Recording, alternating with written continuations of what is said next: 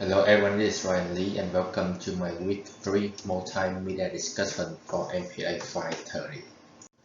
So this week we're going to take a look at the budget report for the city that I am living in right now, city of Staten in California. So Staten is a small city which is next to Anaheim. So in front of you right now is the 2019 and 2020 budget report for the city. So and based on the layout of the report, I can identify that they use the program, but they use the format of program budgeting because they break down like how much they spend for each department. Um, how much like the previous year 2018 and 2019, like how much that you cost them to run that particular department and how much more or less they're gonna need for the next for the next fiscal year.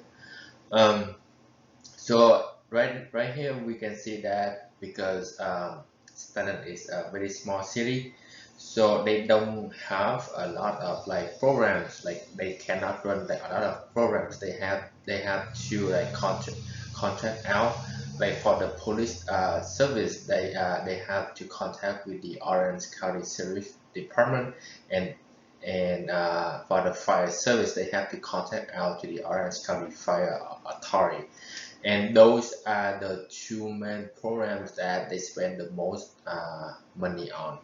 So like more than half of their fiscal year book money go to those two programs.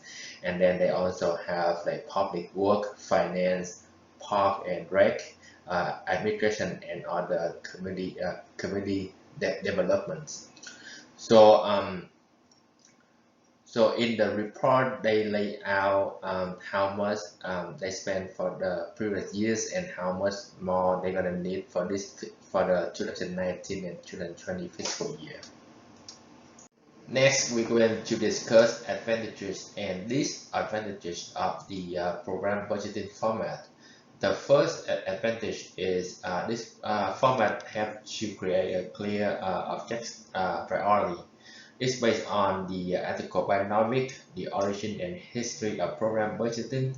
So basically during the World War II, the government come up with the program budgeting, so the American factory can prioritize what was the most important product for the war and which was the least important product. And if you help them to manage limited resources. The second advantage is to have to define the cost of each program, and this one based on the second article by Burroughs. This one say that if President propose his or her budget proposal, the Congress will be able to see clearly how much to run each program, and it will help to create transparency during this budgeting approval process. And this one also help to determine like what programs or areas require more or less funding. Some of the disadvantages of the program budgeting format are it's difficult to measure the output, which means that it's difficult to measure the performance of the program based on like how much is spent, and also there's going to be the risk of incorrect calculation of the required funding. This one sometimes is based on the previous year, but like the next year it may cost more to run like one particular program. For the budget format recommendation, I think the program budgeting format is best for small cities like Stan, because it emphasizes on being transparency. If you go to the city's website, you will be able to see like exactly how much the city spend on each program per fiscal year. The program budgeting format also helps the city to focus on its priorities. So right, because it's more city, so for police service and fire prevention, they have to contact out to the Orange County Sheriff Department, and the Orange County Fire Authority. So basically, it had to prioritize like how much it can spend on those two big services before it can spend money on things like park and rec, public work, or administration.